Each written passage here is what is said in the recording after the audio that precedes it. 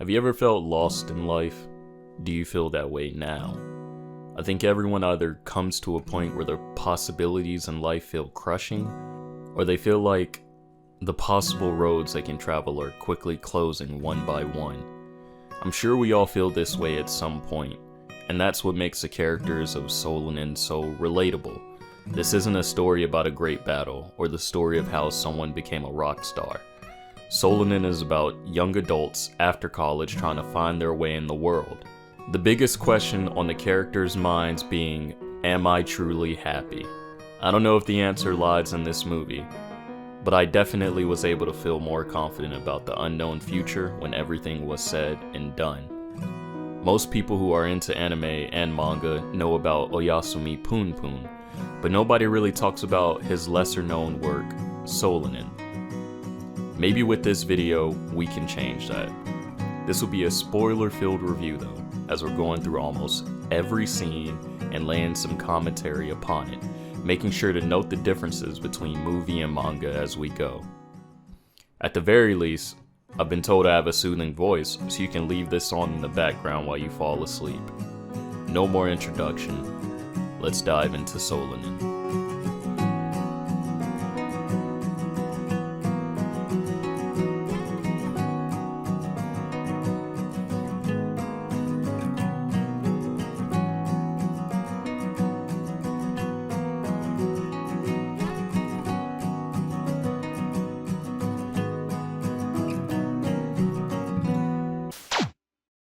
The movie starts with this depressing ass music. I love it. The song is called Pure River by a Japanese dude named Int.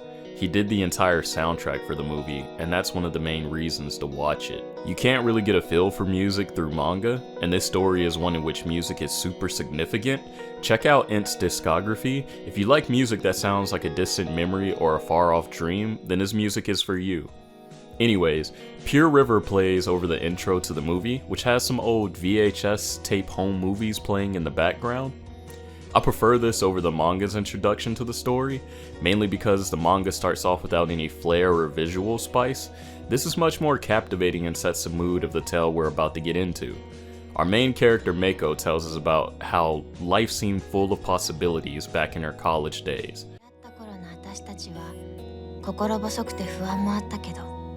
いつもどこかでワクワクしてた。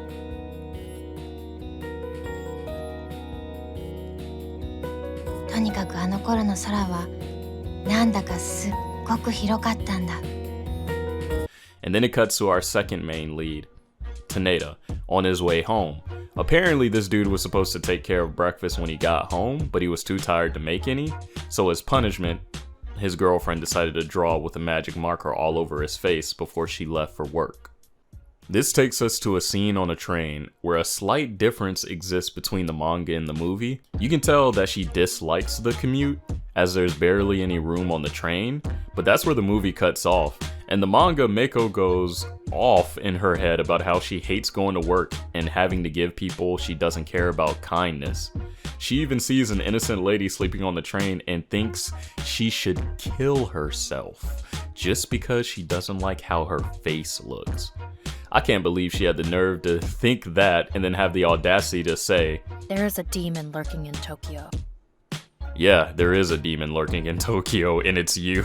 In all seriousness though, I completely get it. Working a job you hate in an overcrowded city would turn any well-adjusted human into the Unabomber. We then cut to Mako talking to her coworker. The coworker in question is somewhat of a bimbo, mentally, so we're just gonna call her Bimbo. Bimbo is bragging to Mako about how rich her boyfriend is and how he got a big house, and is roasting Mako for being with a bum-ass nigga who plays guitar all day and works part-time. Mako does the reasonable thing and photocopies her hand flipping the bird. This gets her in trouble with her supervisor, who starts chewing her out because she doesn't staple papers right. The movie cuts out so much of her thoughts here, causing so much of her character to kind of be lost to the reader. After being chewed out, our main character with antisocial personality disorder here starts talking to a cat and thinks how the sky she once thought was vast and full of opportunity now looks so low, narrow, and heavy. She daydreams about becoming a tree, but right as she finds her conviction to try her best in life, she notices her supervisor left a note on her desk asking her out to dinner, further sinking her into a melancholy mood.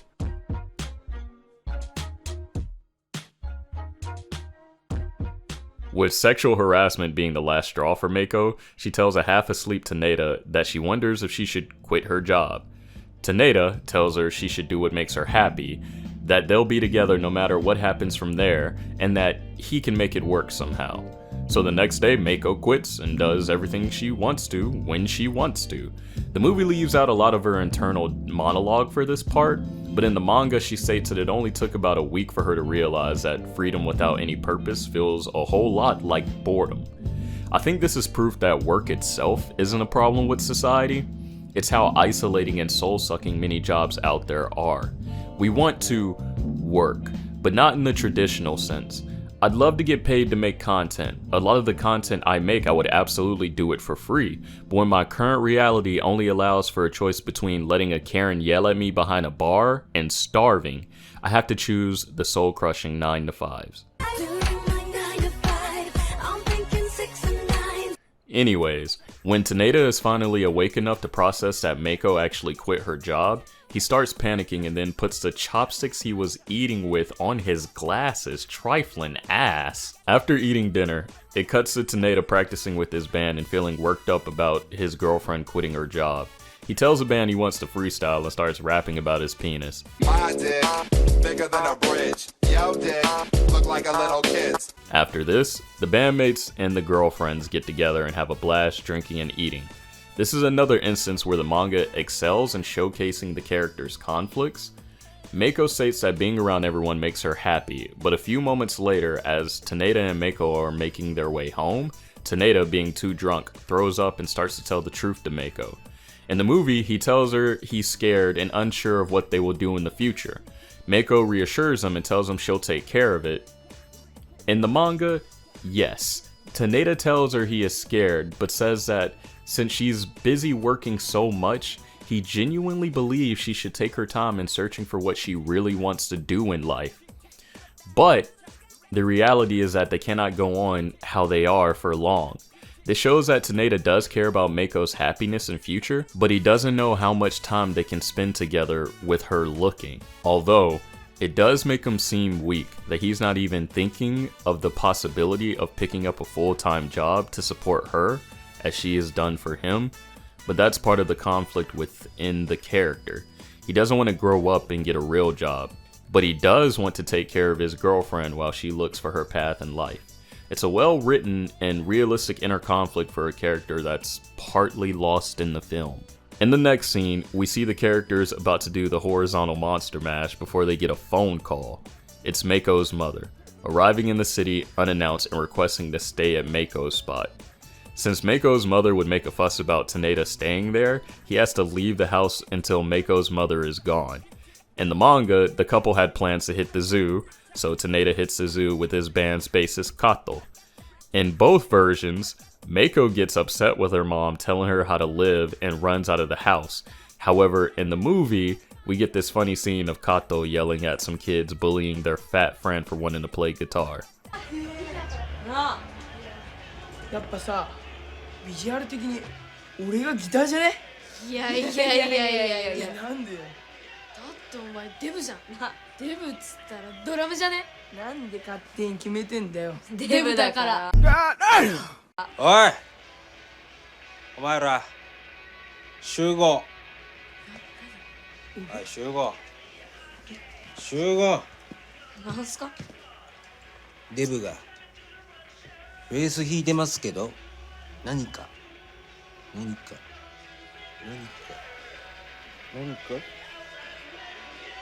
In the movie, we're subject to another missed opportunity for character development, as Taneda actually works up the courage to talk to Mako's mother.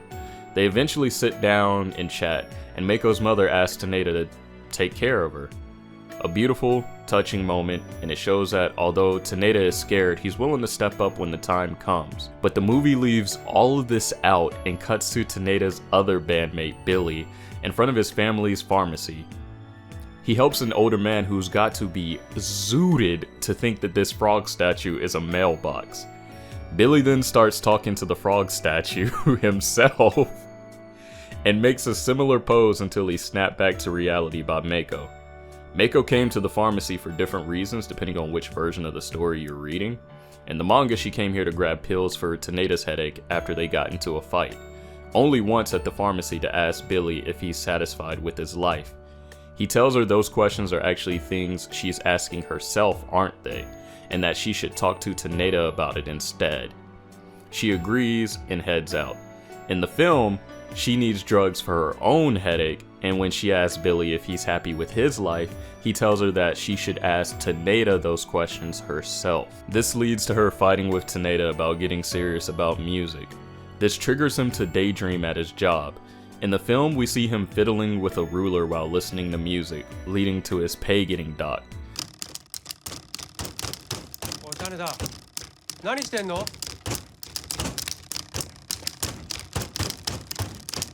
ーもう痛い痛い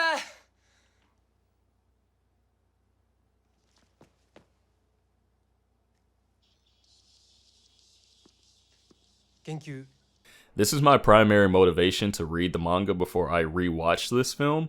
This scene in the movie is a substitute for one in the manga, which is my favorite scene throughout the story.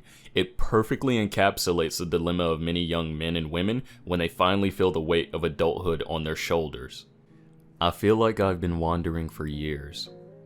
Don't even know when I started walking. All I know is this forest is surrounded by unscalable walls with no exit. He stops at another dead end within the dream. The entire time he is carrying the body of a guitar that's missing a neck. He says, "The thing on my back gets heavier and heavier, sapping my strength." Eventually, an entity referring to itself as the spirit of the pond appears, taking on the appearance of Billy's father.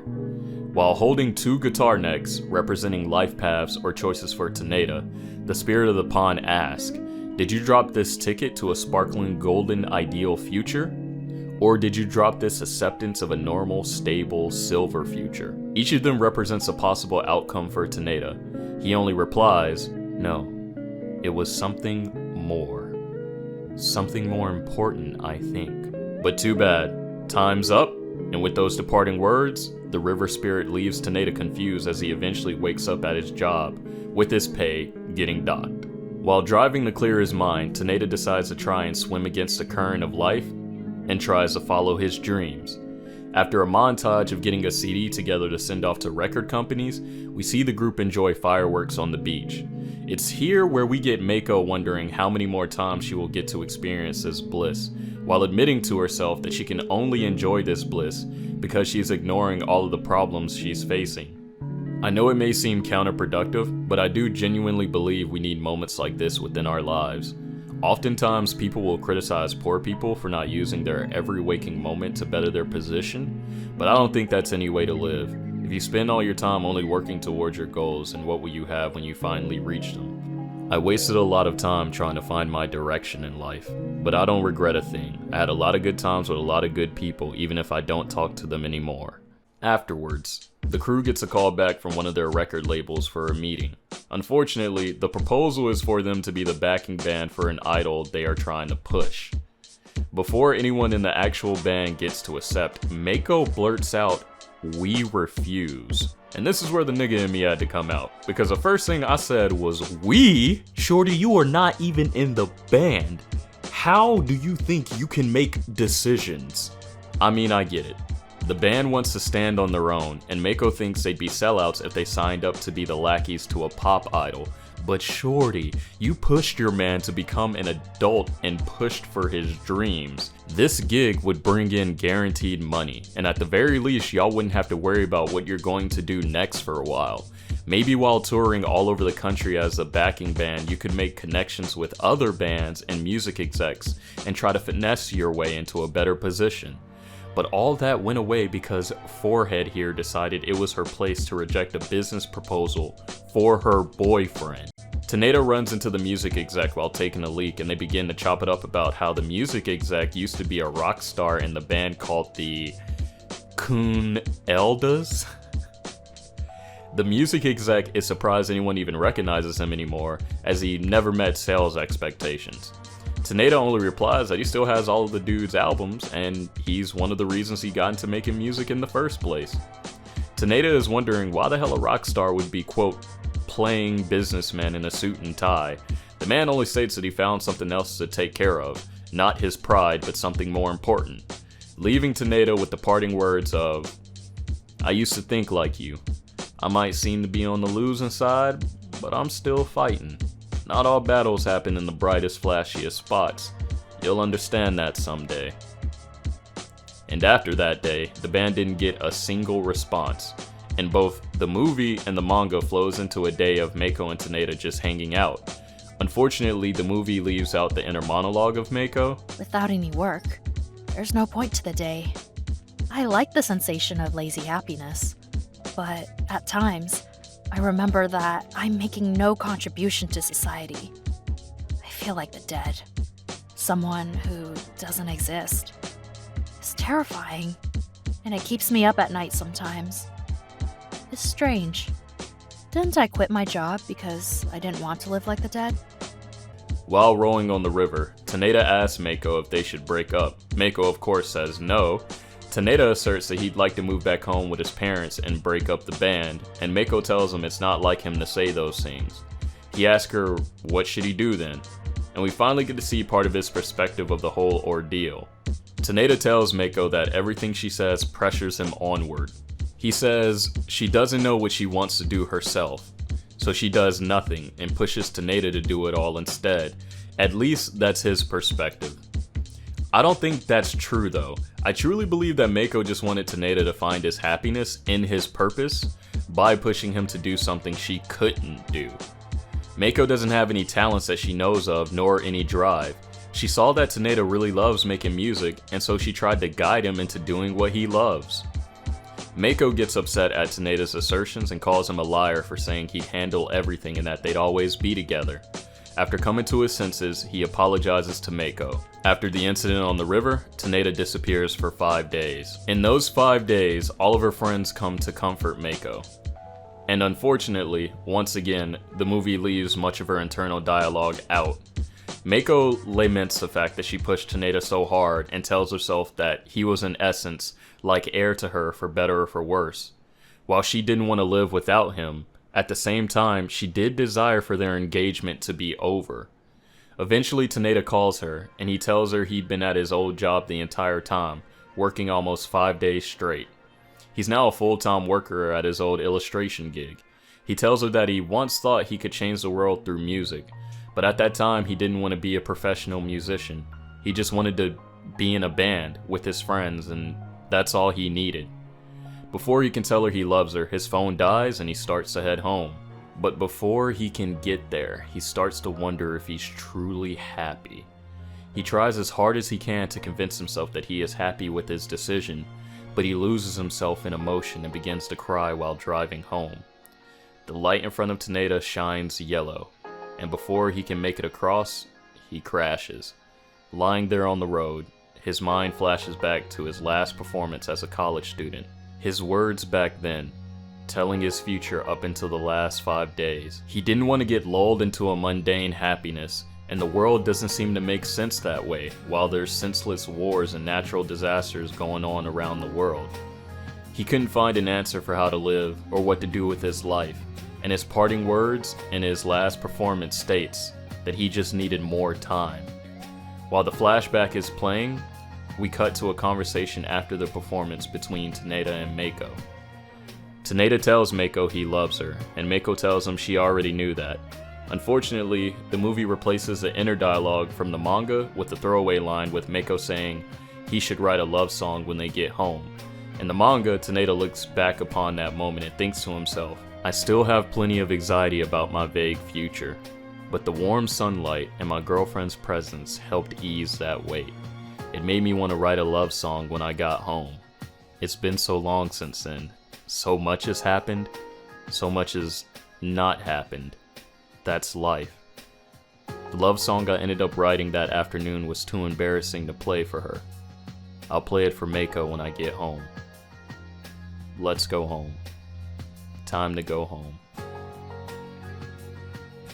Those being his last thoughts right before he passes away. I forgot to put this in the script, but there is some debate to whether or not Taneda died from an accident or this was a successful suicide attempt. Though the author has clarified and stated that when he was younger, he used to play games necessarily to where he would challenge himself, not challenge, that's not the word, he would dare himself to get across the street in time before the red light would activate. And in a sense, he says he likes to believe that that's what Taneda was doing. It was moreover, if I make it, I make it. And if I don't, that's fine. I just wanted to add that in because I thought that that was a really nice spin on Taneda's death. Anyways, 2 months later, Meiko is sitting in her apartment alone, and on the TV she sees the idol the band was supposed to play for. Consumed with rage and possibly regret from denying the band their one opportunity before Taneda died, she throws the TV on the floor and ends up cutting herself in the process. Billy, having come over to give her some sweet buns, hears the commotion and rushes in. He tries to comfort her, but she tells him that she just wants to be alone. Billy leaves, but not before telling Meiko to get better soon. He can't stand seeing her like this. Now this is a cut that I actually don't mind too much from the movie. In the manga we hear Billy thinking to himself. He explains that when he first saw Meiko, it convinced him of love at first sight. He was jealous of Taneda. He wanted to take her from him, but now that Taneda is gone, he can't steal a damn thing from him. It's not that I dislike this scene in the manga, I just don't find it necessary as it doesn't really go anywhere in the story. We then get a scene that I think perfectly encapsulates why reading the manga before watching the movie is a must. In the movie, Taneda's dad visits Meiko to grab the rest of Taneda's things, but I'm assuming since those things must hold memories, Meiko has had trouble boxing them up, so Taneda's dad helps her do it. We don't get much input from the father. The only bit of personality we get from him is when he roasts the fuck out of some underwear Taneda used to wear. In the midst of packing, Meiko finds Taneda's journal, and while reading it, Taneda's father tells her that while yes, Taneda planned on coming back home to them, 5 days before the incident, he calls his father to tell him he found something more important in Tokyo. His father can only guess that that thing was Meiko. As Meiko cries, he tells her that if Taneda's things bother her so much, he'll take them, but Meiko stops him from taking the guitar. They part ways from here, and that's all we get of the father. In the manga, however, Taneda's dad is so cool. He shows up and cooks a meal for the two to eat. Despite it only being the second time they've ever met, Meiko feels relaxed around him. He explains that he's been taking care of the household mostly since his wife has been beside herself since her son died. You even see him making like crappy dad jokes. After the terrible joke, Meiko smiles and thinks about how alike Taneda and his father are. Taneda's dad thought that the guitar in the living room was Meiko's, and it brings back memories of a fight he got into with his son. Apparently, Taneda in his senior year of high school wanted to move to the capital, get a job, and play music, but since Taneda's father was a middle school dropout, he wanted Taneda to go through college. So they got into a fist fight, and it only ended in the morning when his father put him in a sleeper hold. He told him, "If you want to play music after college, you're allowed to, but in return, if you do, you can't ever give up on it." At the time, he thought he was being a caricature of an inspirational father, and to his surprise, his dumbass son took it to heart. After this, Meiko says that she thinks they're a lot alike. Taneda's father tells Meiko that the both of them could only ever do one thing right, their minds just not built the right way. Beginning to part ways, Taneda's father says he can't carry all of Taneda's belongings, and in any case, he believes that some of Taneda's things want to stay with Meiko. Meiko apologizes. She believes that if she wasn't here, Taneda would have never died. This is the part in the manga where he tells her that 5 days before the incident, Taneda told him he found something more important. Instead of telling her out of the blue, this is a response to her belief that she in some way caused his son to die. Taneda's father doesn't blame Meiko for a damn thing. He's just happy his son found something worth protecting and became a man he could be proud of. The final words shared between the two go as follows, from Mr. Taneda to Meiko. If you still feel responsible for it all, then I want you to remember Naruto. It might be your job to be the one who proves he ever existed. And with that, Taneda's dad takes his leave. I just can't understand why the movie would cut out so much of this.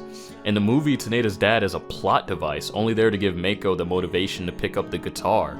But in the manga, he feels like a person. From the moment he's introduced, you can feel the warmth radiating off of him. The reader feels it, and Meiko feels it too. He is similar to his son in a way that they have a flair for being dreamers, or rather dramatic. Because we enjoy seeing him so much in the manga, his words carry much more meaning. But the movie treats him essentially like a prop. After this scene, we cut to Billy once again in front of his store as the old man from before is trying to send mail out. Billy tries to help him but notices the send and receive addresses are the same. The old man tells him the letters are for his deceased wife, and since he's been keeping her waiting so long to join her, he sends her these letters so she doesn't get too lonely. For some reason, the movie put this scene here instead of when we first see his character like in the manga, and of course the movie leaves out details, but we're not going to talk about that. The movie kinda jumbles the next few scenes around, but the same message comes across. Meiko books the boys' studio time and decides she wants to take Taneda's place in the band. The few things of note in these scenes are that Meiko actually picked the same amp settings as Taneda, and we get an admission from the boys that they truly love playing music. The movie then cuts to an added scene of the band playing with Meiko, and then meets back up with the manga when Katou's kohai asks Rotti to play a set along with her band. It's an important performance because a music exec is coming to see them or something, but this script is already getting too long, and I can't be asked to go back and find the exact reason. The most important thing is that the movie completely skips over this scene in the manga, where Meiko is practicing guitar in her room and gets frustrated. We start to hear her inner thoughts about how the city starts to get cold in December, and while her mind wanders, she starts to read Taneda's diary.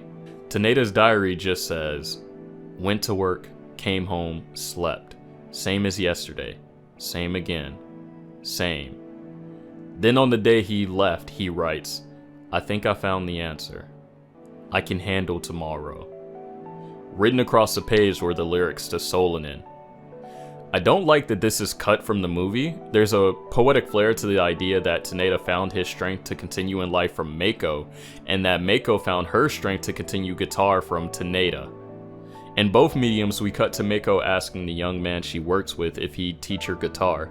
He starts going on about how guitars amplify the emotions of those playing them, and that it's really not about being good, he just likes looking cool when he plays. He tells Meiko when he first got into guitar, he met a couple other losers and formed a band, and with that he imagined that he could take on the world. He forms a zero with his hand and has Meiko form another. Combining the two zeros together makes Mugen, and for my non-weebs that means infinity. In the manga, he tells Meiko that he loves her, but she laughs and tells him that she's not in the mood for a relationship.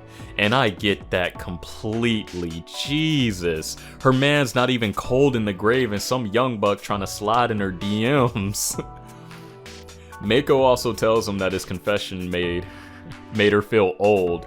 And this is where I relate to the young man so much. I love older women, but sometimes they can feel uncomfortable with my age at times. Shouts out to the Canadian CEO who used me as a munch. After this, the movie cuts to a scene I genuinely believe does a better job than the manga.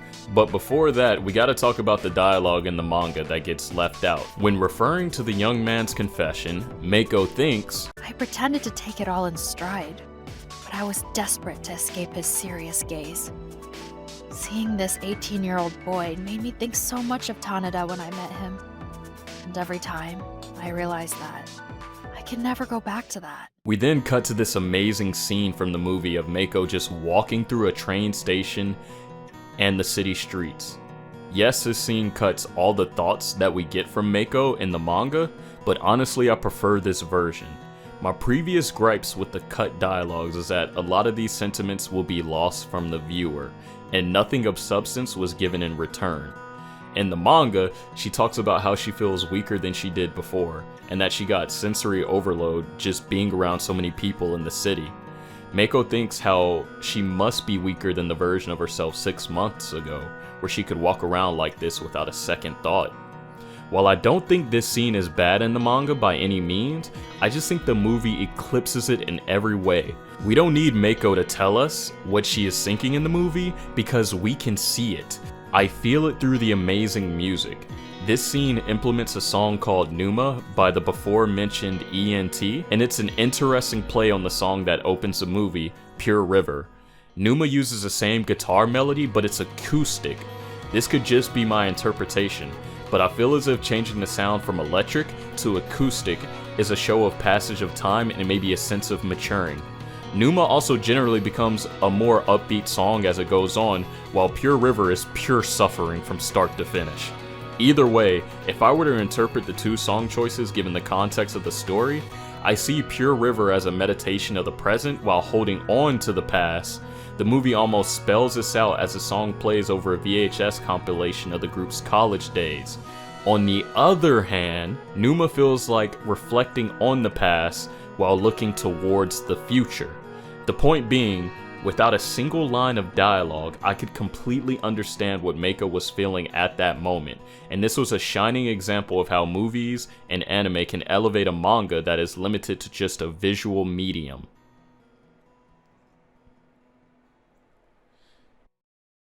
In the next scene, we get a bit of a divergence, but nothing that impacts me as much as the previous scene.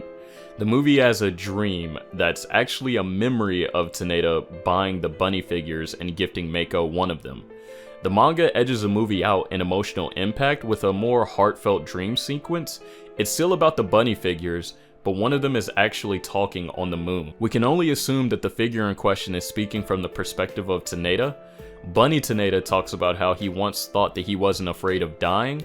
Death wasn't the issue. It was the thought of Mako's crying face that agonized him. As Bunny Taneda starts to fly away, he tells Bunny Mako that he's sorry, and he asks her not to look so sad, as she was always the prettiest when she smiled. I love this sequence, I really do, and it does add a bit to Taneda's character. I can only assume the movie didn't add it because they didn't have the budget to animate 2 bunnies on the moon. But I don't think the movie is hurting from its absence. After the dream sequence, this nigga Billy breaks into Mako's house and she accordingly screams. Mako is late for practice and she wasn't answering her phone, so naturally Billy decided to break into a single woman's domicile. Where the hell are the neighbors? The manga and the movie only differentiate here in framing of the scene, but it's the same conversation. Both Mako and Billy are deciding this is going to be the last time they cry over the death of Taneda. The manga just looks better, no disrespect to the actors. We're now at the day of the performance, and everyone's pretty nervous, especially Mako. Will Mako be able to put on a good performance? Will Mako be able to honor the memory of her late boyfriend? Before we find out, we get a scene in both mediums where Billy finally answers Mako's question about being satisfied with life. Billy says that if you try to list out every bad thing in life, you will never be able to stop. But he's having a lot of fun playing music with his friends. To him, just being able to live is good enough.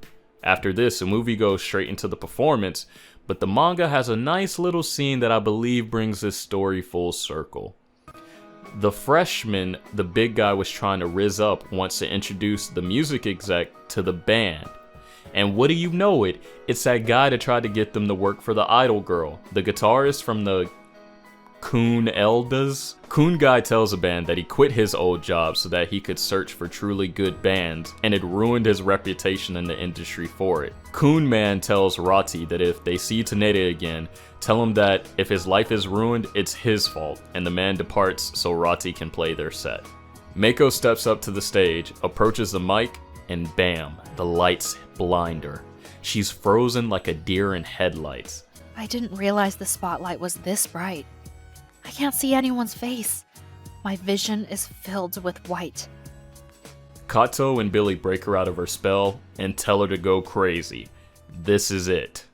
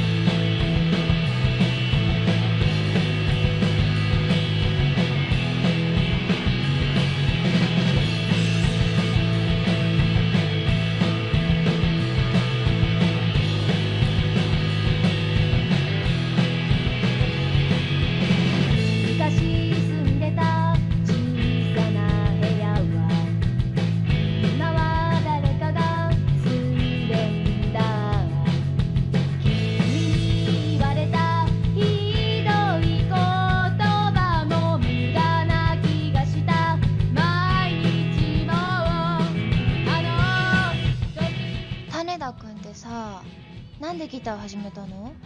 高校の時好きなバンドがあってさ、そのバンド真似したくて同じギター買ってさ、毎日アホみたいに弾きまくってたんだよね。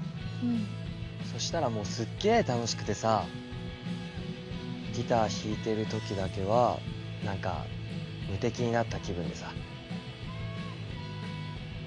音楽を信じてやり続ければこんな俺でも世の中変えられる気がしてさ。そういうのいいな。私何やってもダメなんだよね。なんか不安。これから先ちゃんとやっていけるのかな。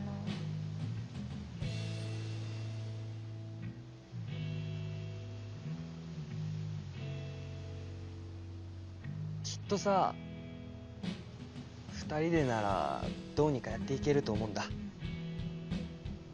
手の歯ダメかしら。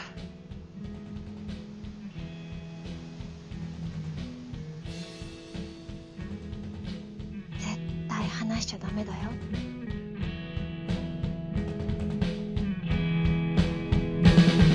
寒い冬の冷えた缶コーヒー、虹色の長いマフラー、小走りで路地裏抜けて思い出してみる。例え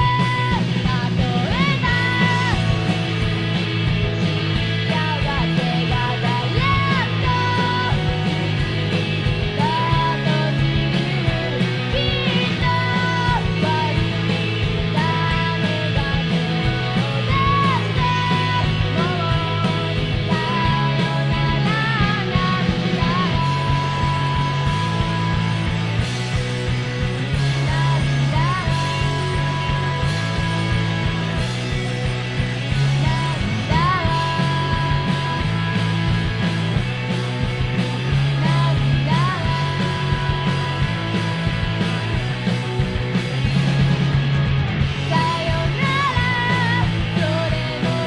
Today, I played the guitar and sang. I couldn't hear any of the music for all the beating of my heart. My voice broke and cracked, and I'm sure I was terrible to listen to. But the last song, Solanin, I nailed to the end. What the hell am I doing without a job in Tokyo? I often wonder. But I think it's okay to have days like this. But once the song is over, I'm going back to my old life. The song is ending. The song is over.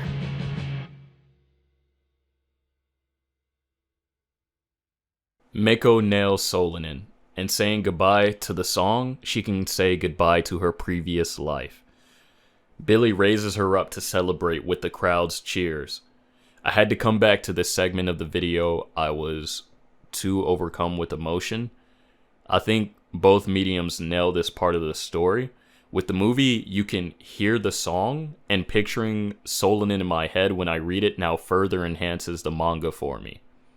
There's a bit of a difference in the structuring of the penultimate scene or chapter of the story. After the performance, there's a chapter in which we get a memory of Mako meeting all her friends for the first time, and eventually Mako watching the sunset with Taneda. The entire exchange is captured during the second verse of the song in the movie, but in the manga it plays out in the next chapter with added events to it. Both are strong in the way they hit your emotions, but they end up communicating the same thing.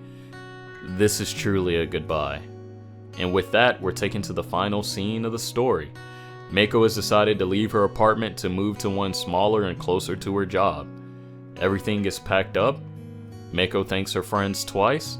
The first time I'm assuming is for the help packing, and the second time is just for their presence in her lowest moments. That's just my interpretation though. Mako states there's one last thing, and she goes to grab Taneda's, or rather, her guitar. Mako gives herself a moment as she clutches the guitar in her hands.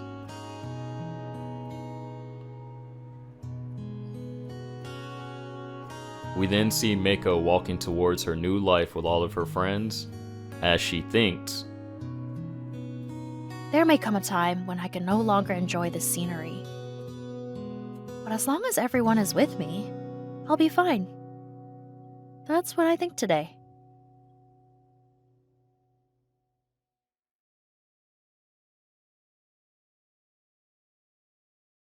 There's a considerable amount of people who enjoy this series who seem to think the moral of the story is that you are not special, your life is not special, it will be very normal, and that's okay.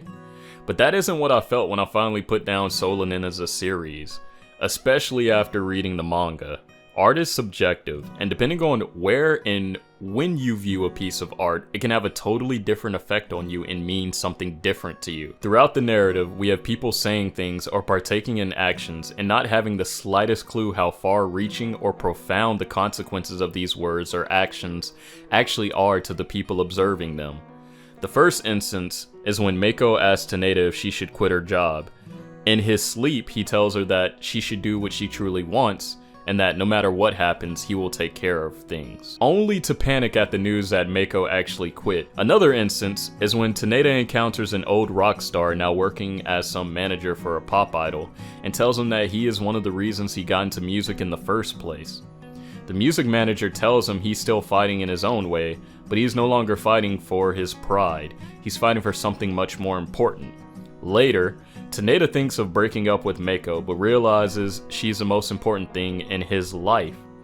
To that end, he needs to take on full responsibility and seek full-time employment to take care of her.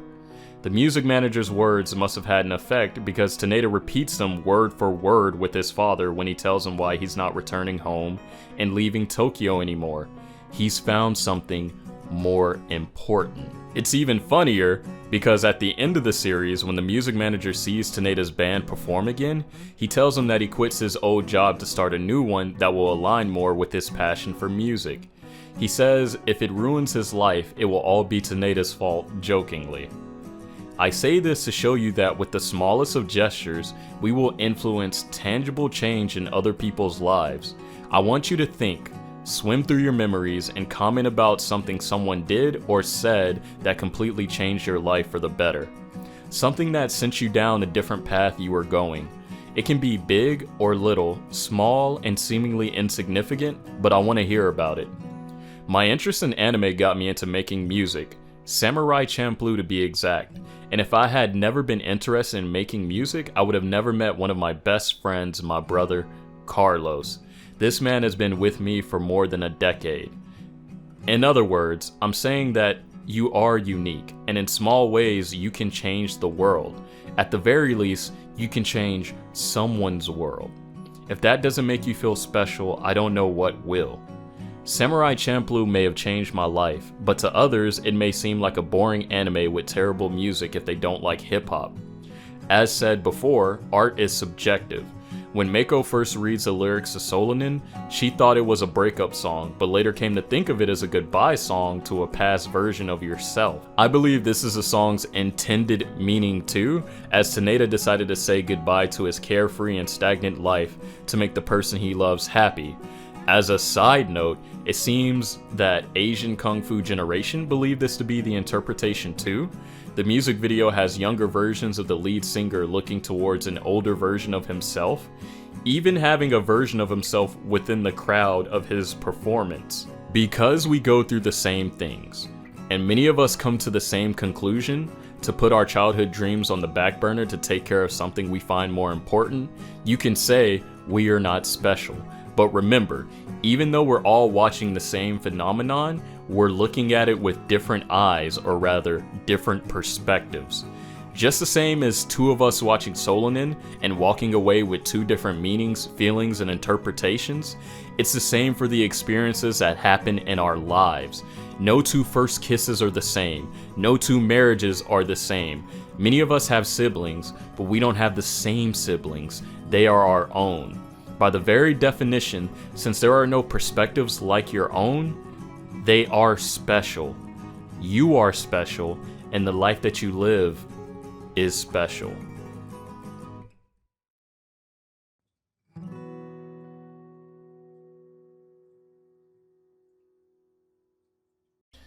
Before I let you go, there's still something that I think most people miss when it comes to the lesson that Mako learned in the end. And no, it's not that she isn't unique, and that's okay. I've already illustrated that.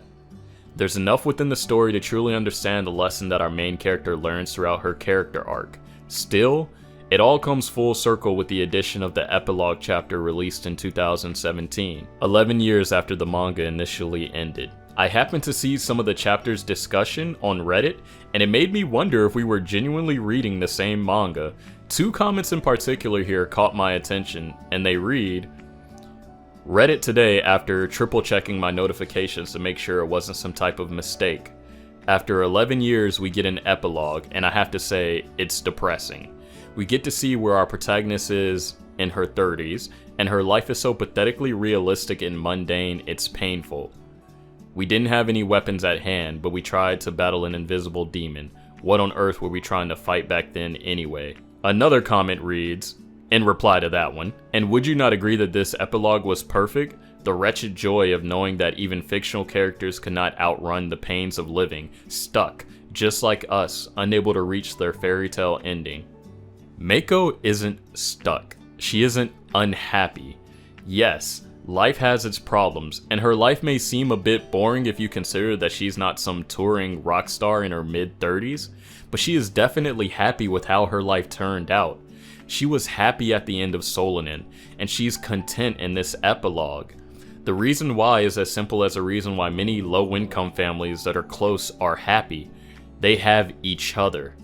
Taneda stated the reason he even started a band at first was so that he could have fun playing music with his friends. When he thought about concepts, such as changing the world, he didn't even know what that meant. He just wanted to have fun with the people he cared about. And the thing that was more important than playing music happened to be the person he cared about the most, his girlfriend. Billy, when reminiscing on whether he's satisfied with his life and its trajectory of just playing music for fun and inheriting the family business, he says, "If you started listing off the complaints, you'd never stop. But I'm really having fun today. I think, to me, just being able to live life is enough." I relate to this. Whether or not my music ever gets attention or success, I will never stop performing. It's fun for me, electrifying even. Mako's final words in the series are, But as long as everyone is with me, I'll be fine. The epilogue of Solanin comes full circle. In the first chapter, Mako thinks, There's a demon lurking in Tokyo. in the final chapter, she states, That's how I felt 10 years ago. We didn't have any weapons at hand. What on earth were we trying to fight back then anyway? And I suppose we ended up losing in the end. Although, I do have something to protect now. No doubt, I'm more cut out for protecting people than fighting demons. The Reddit comments would have you believe this is a bad ending, but I think the opposite. Based on the phrase, "I suppose we ended up losing in the end?" Between the word suppose and the use of a question mark, I know she doesn't see this as losing. As a music manager told Taneda in the bathroom, "I'm still fighting, now I just fight for something different, something more important." Mako didn't become a rock star or anything quite as fancy or outlandish. She found her happiness, purpose, and fight in being a friend and eventually a wife and a mother. The lesson she learned, that you all can learn from Solanin, is that often it's not what you do in life that makes it all worth it, but who you do it with.